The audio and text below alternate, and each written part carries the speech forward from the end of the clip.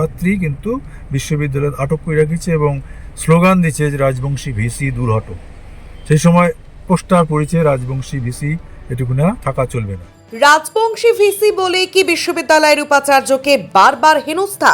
পঞ্চানন বর্মার নামে যে বিশ্ববিদ্যালয়, সেখানে রাজবংশী বলে ভিসিকে কেন হেনস্থা হতে হচ্ছে, সেই প্রশ্ন তোলেন খোদ উপাচার্য নিখিল চন্দ্র রায়। বিষয়টি নিয়ে কোচবিহারে তুমুল শোরগোল পড়ে গিয়েছে। মঙ্গলবার বিশ্ববিদ্যালয়ে ঢুকতে বাধা দেওয়া হয় উপাচার্যকে। তুমুল বিক্ষোভ চলে কোচবিহারের পঞ্চানন বর্মা বিশ্ববিদ্যালয়ে। একের পর এক বিক্ষিপ্ত ঘটনায় অশান্ত হয় বিশ্ববিদ্যালয় চত্বর। গত মাসের রেজিস্ট্রারকে সাসপেন্ড করেন ভিসি, কিন্তু এদিন সেই ঘরে ঢুকেই কাজ করতে দেখা যায় ওই রেজিস্ট্রারকে। খবর পেয়ে বিশ্ববিদ্যালয়ে পৌঁছন উপাচার্য ডক্টর নিখিল চন্দ্র রায়। এদিন ঘরে ঢুকতে পারেননি তিনি। তার ঘরে নতুন তালা ঝুলিয়ে দেওয়া হয়েছে বলে অভিযোগ উপাচার্যের। ভয় দেখিয়ে বিশ্ববিদ্যালয় চত্বর থেকে সরিয়ে দেওয়া হয় উপাচার্যের গাড়িও। প্রায় দিনভর উপাচার্যকে ঘিরে চলে বিক্ষোভ। এদিনই তার সঙ্গে দেখা করতে আসেন উত্তরবঙ্গ কৃষি বিশ্ববিদ্যালয়ের অধ্যাপক সুবিনয় সাহা রায়। তাকেও হেনস্থা করা হয় বলে অভিযোগ। উপাচার্য জানিয়েছেন, রাজবংশী ভিসিকে থাকতে দেওয়া হবে না বলে বেশ কিছুদিন ধরেই দাবি উঠছিল। এদিনও ক্যাম্পাসে চলে সেই স্লোগান। কোচবিহার কোতোয়ালিতে অভিযোগ দায়ের করেন উপাচার্য। লিখিত অভিযোগ জানান এসপির কাছেও। পঞ্চানন বর্মার নামে যে বিশ্ববিদ্যালয়, সেখানে রাজবংশী বলে ভিসিকে কেন হেনস্থা হতে হচ্ছে, সেই প্রশ্ন তোলেন নিখিল চন্দ্র রায়। আজি কোচবিহার পঞ্চানন বর্মা বিশ্ববিদ্যালয়ত একটা একেবারে আশ্চর্যজনক, বলা যায় মজার এবং অভিপ্রেত নয়, ইল্লিগাল পুরোপুরি একটা ঘটনা ঘটেছে। অনেকগুলো, একটা ঘটনা কইলে কম হবে, অনেকগুলো ঘটনা একদিনের মধ্যে ঘটেছে। এটা মোর জীবনত মুই দেখুন নাই এইরকম ঘটনা যে কোনো দিন ঘটিবার পারে। এটা মোটখানে অত্যন্ত আশ্চর্যজনক বলে মনে হয়েছে। যে খুলিগং যে বিশ্ববিদ্যালয়ের রেজিস্ট্রার মাননীয় ডক্টর আব্দুল কাদের সাফেলি উনি বর্তমানে সাসপেন্ডেড অবস্থায় আছে। সাসপেনশনের পর আমরা যথারীতি আইনের দ্বারস্থ হয়েছে, হাইকোর্ট গিয়েছে। হাইকোর্ট একাধিকবার ওই মামলার শুনানি করেছে এবং আজিও একটা শুনানি আছিলে। আজি 2 তারিখ, আজিও একটা শুনানি আছিলে, মানে মামলাটার নিষ্পত্তি আলো হয় নাই। একাধিক যে শুনানিগুলো হয়েছে সেই শুনানিত কিন্তু পরিষ্কার করি জাজমেন্ট হয়েছে এরকম যে ওনার স্থগিতাদেশ ওই সাসপেনশনের উপর দেওয়া যাবে না। ফলে আরও এফিডেভিট চাইছে হাইকোর্ট, মাননীয় মহামান্য হাইকোর্ট। আমরা এফিডেভিট দাখিল করেছি, তারপরেও শুনানি হয়েছে। তারপর আজিও একটা শুনানি আছে, মানে মামলাটার এখনও নিষ্পত্তি হয় নাই, মানে উনি এখনও সাসপেন্ড অবস্থায় আছে। তো মুই আজি হঠাৎ শুনি পারলাম যে দুপুরবেলা বিশ্ববিদ্যালয়ে ঢুকিয়া একা না, আরও মেলা মানুষের সাথে ঢুকিয়া উনায় নাকি যে ঘরটা উনায় আগত ব্যবহার করেছে, যে ঘরটা আমরা বর্তমানে সিল করে রাখিছি উনায় সাসপেনশন হওয়ার পর, তালা দিয়া একবার সিল করে রাখিছি, ওটা আমরা ব্যবহার করি না এই 2 মাস ধরিয়া, সেই ঘরটার তালা ভাঙিয়া উনায় নিজে আগের মতো করি উনায় রেজিস্ট্রার এই দাবি নিয়ে চেয়ারত যা বসেছে। উনাক সম্বর্ধনা জানাবার জন্য ফুল টুল নিয়েও নাকি কোনো অধ্যাপক, কোনো শিক্ষাকর্মী বা কাউ গিয়েছে। আমি এটা শুনিলাম। এই এক আশ্চর্যজনক ঘটনাটা শোনার পর মোর মনে হল যে মুই তাড়াতাড়ি ইউনিভার্সিটি যাম। ওই বিশেষ একটা কাজত খানিক ইউনিভার্সিটির বাইরে যাচ্ছিল সেই সময়টায়।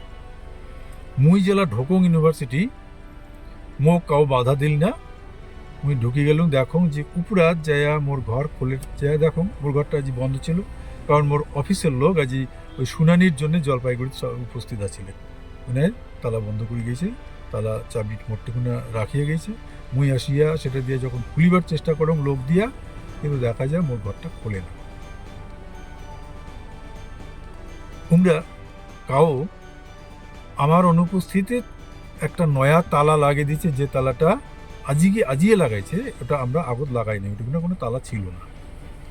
একটা তালার পরে নিচাত আরও একটা তালা লাগিয়ে দিচ্ছে, ফলে মুই ঘরে ঢুকির পাং নাই। মুই যখন ওইটুকুনা আছুন সেই সময়ে মুই পুলিশের সঙ্গে কথা কবার চেষ্টা করেছুম, আইসির সাথে, এসপির সাথে কথা হয়েছে।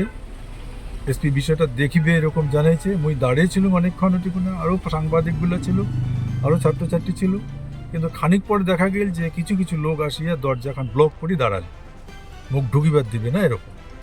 মুই জিজ্ঞেস করলাম, উনরা তেমন কিছু কথা করলেন, ছাত্রের মতো কাউ কাউ ছিল। মুই আর ওটা বেশিক্ষণ থাকিলাম না, মুই নিচের নামে আসলাম।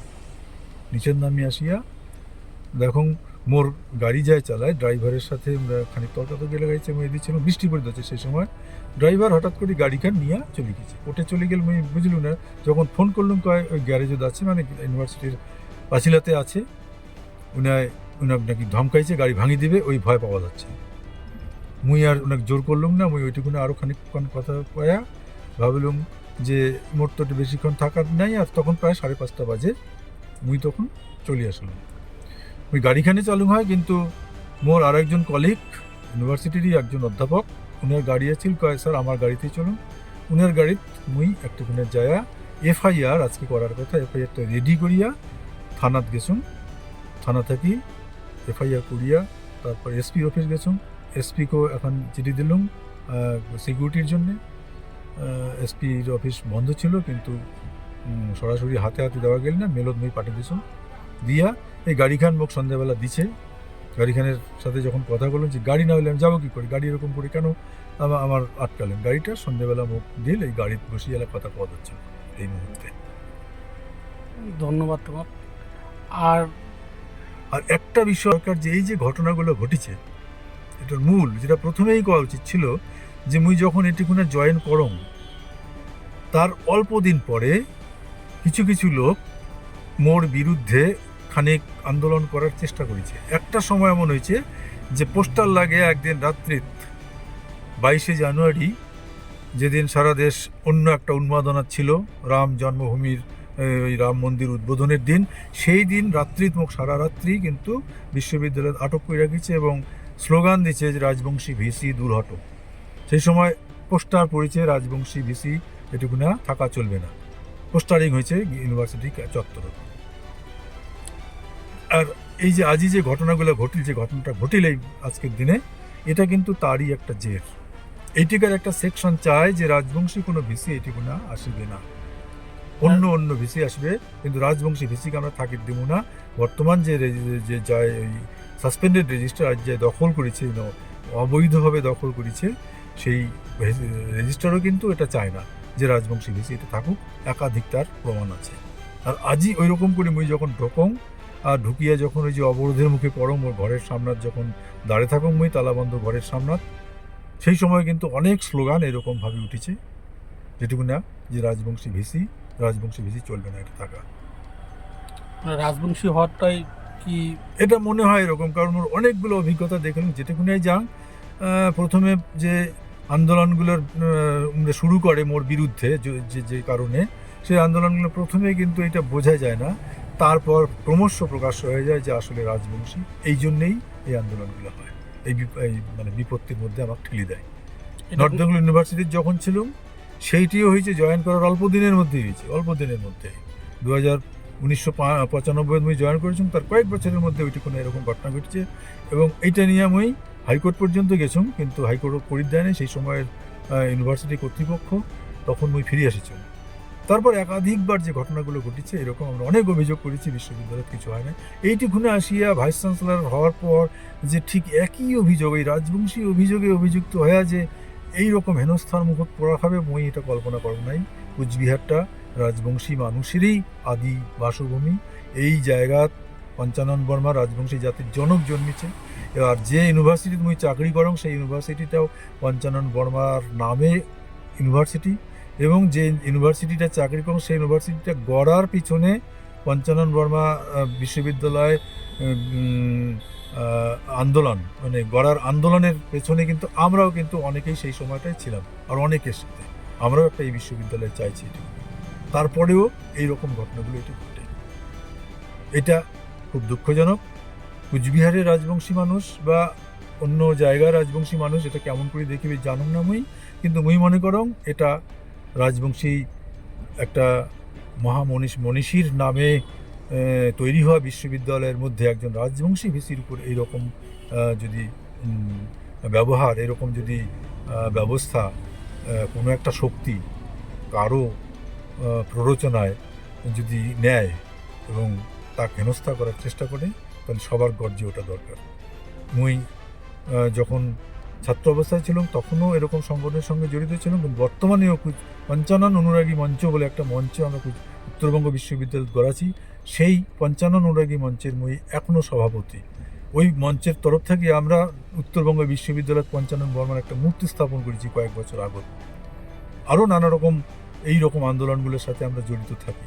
তারপরেও যদি এই হেনস্থার মুখর আমার মতো একজন মোটামুটি যারা কর্মক্ষেত্রে একটা যোগ্য জায়গাতে আমরা পৌঁছেছি তাকপরির হয়, তাহলে অন্য অন্য রাজবংশীগুলোর কী অবস্থা? এর প্রতিবাদ যদি সর্বস্তরে না হয়, তাহলে রাজবংশী মানুষের পক্ষে এই কুচবিহার তথা উত্তরবঙ্গ কিন্তু একটা ভয়ানক জায়গা হয়ে উঠিবে। তোমার নিজের জায়গাতে তোমার নিজের কোনো ভূমিকা থাকিবে না, এইটা আমি মনে করি।